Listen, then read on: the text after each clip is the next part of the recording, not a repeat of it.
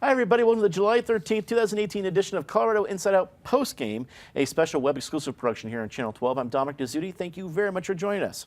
Let's get a quick take on the 2018 election. It already has plenty of candidate races to make it hotly contested, but ballot issues may bring even more heat. A proposed ballot issue getting signatures right now would increase the setback distance of fracking sites, and a ballot measure that would increase education funding turned in over 170,000 signatures this week. Pat Cahoon for Westward. We don't know what's officially going to make the ballot. It's a long time between now and, let's say, probably about the end of August. But if things go according to Hoyle, even a little bit according to Hoyle, there's going to be some humdingers on the ballot. What is your take on what we've heard so far, specifically about the fracking one and the education funding one? Well, people have until August 6th to turn in their signatures on their petitions. And it's interesting that even though people thought 71 was going to really rule out a lot of campaigns, they're coming on strong. This fracking one, for example, even if it weren't on the ballot, we would be hearing a lot about it because of Jared Polis's positions. And it's clearly going to be an issue in the gubernatorial race. But it is going to be an issue across the ballot. And one of the concerns I have is, just judging from how people responded to the primary, we're having a lot of very uncivil and downright nasty dialogue about political issues. And that comes to the fore in any kind of fracking argument from both sides. And the idea that we can have some kind of civilized discussion and really deal with the issues is a nice thought, but I don't think it's going to come true. Education was a huge issue in the primary, and I think we will continue to hear people fight about it, but I'm thinking fracking will have the most noise. David Kopel from the Independence Institute and DU Law School. And full disclosure, the Independence Institute is proposing a ballot measure that would address transportation funding. So besides that one, what do you think is going to make news or influence the election from the ballot measure side? Well, these two are very important, and these are, the people are voting on them is an example of Colorado's strong system of direct democracy, which, as our Colorado Constitution says, the people are the sovereigns, not the government, and so the people can make the laws directly through the initiative and petition process, which is a very good thing. On the merits, I'm skeptical of this fracking proposal because the anti-frackers are really just a different version of religious fundamentalists who are ethically opposed to this in any circumstances. It's very heavily regulated in Colorado, as it should be, but it's not prohibited. And this would, without saying prohibition, amount to a de facto elimination of the oil and gas industry in the state of Colorado, except on federal land, which the initiative can't touch.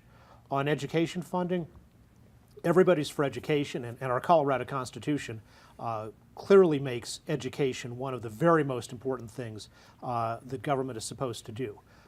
I'm skeptical that putting more money into the system and just doing that gets you very much. Since the mid-70s, adjusting for inflation, Colorado has far more than doubled per pupil spending in K through 12 public education, and in terms of better educational outcomes, there's very little to show for it, and certainly not twice as good. So I'd be more interested in reforming the existing system rather than before throwing even more money at it. Eric Sonner, political analyst. I go to you often just to check myself if I'm being crazy or not. So there's another one of these points here, Eric. I'm of the thinking that some of these ballot issues can be pretty influential this year in this election because there's a group of R's and group of D's that are going to vote for their guy in this situation for governor, regardless of what comes out. But that squishy middle in Colorado decides the elections. And the squishy middle likes to like who's governor and could also be influenced with how each candidate would potentially vote or endorse some of these other proposals. There's going to be transportation funding, which impacts everybody. People have a lot of opinions about education, about the environment. I could see these ballot issues forcing our gubernatorial candidates to make decisions that could influence some of that squishy middle. Am I crazy? No, you're not crazy, Dominic. Even if you were, I wouldn't tell you that on the air. It's kind. Maybe on the web only. But no, you're not crazy at all.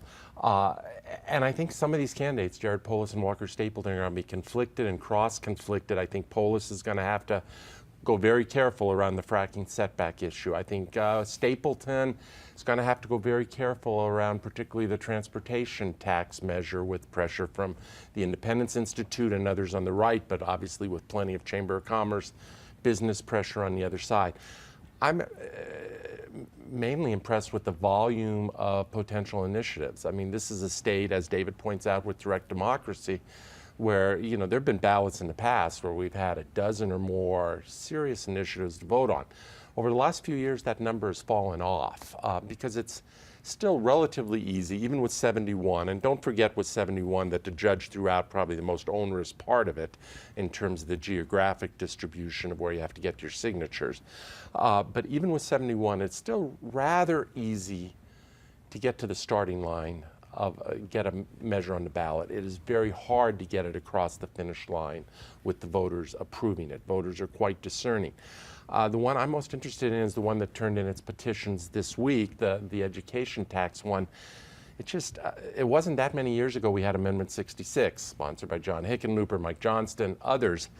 And that was a tax increase of about $950 million, call it just under $1 billion. And that went down to a 2-to-1 defeat, almost 2-to-1. So now the proponents have almost doubled down on the extent of the tax. Instead of $950 million, this one is at $1.6 billion. And that's just a really steep price tag in what I think is still, even though this economy is robust, a rather price-sensitive state. And how are you going to make the case that the other one went down 2-to-1 and we can throw another $650 million on top of it and this one is going to sail through? I'm interested in the interplay between the transportation issues, both the Chamber of Commerce one as well as the Fix Our Damn Roads one that John Caldera and David and the Independence Institute are sponsoring, the interplay between those two and the interplay of those two with the education tax one, and whether voters are just going to go all in on both of them. Color me skeptical that they're going to go all in on both of them, and I think there will be some competitive dynamic between the two. Krista Kafer, columnist of the Denver Post. We know, regardless of which ones get to the finish line of the actual ballot, it's going to be interesting for the 2018 election. What effect do you think some of these ballot measures, if they get there, will have on the candidate races? Well, it might turn out some of the people who feel very strongly about these things. I, for one, am very disappointed in Amendment 71. I was hoping it would shut down almost all ballot initiatives and proposals, because I think having these things vetted through our legislatures who can look at costs and benefits, who understand, for example, that much of our education funding comes from local districts, and obviously the states and feds kick in as well, but being able to balance those needs with other needs of the states. If you look at fracking, for example, fracking is safe. It's noisy, though. I can understand why people would want a setback, but it's already highly regulated. It definitely has benefits in terms of jobs, in terms of people who get mineral rights, often farmers, for example. And being able to balance that out is why we have committees. It's why we have the legislature. When people react emotionally and vote on ballot proposals, I don't think we're doing the state any favors. So I think maybe it's time to supersize Amendment 71 and put that on the ballot. It should be interesting indeed. As a debate producer, I completely disagree. The more ballot measures, the better, because you get the campaigns arguing and people wanting to be involved in the legal process. Can I call you crazy? You can call me crazy. Eric did, and so it's still available. But I think, well, most of these, most of these going to be propositions versus amendments that we know of so far? Initiatives. They were statutory Initiatives, so statutory. Not constitutional. So that is an That's impact better. of 71 because it Right. upped, and the judge did not throw out that piece of it.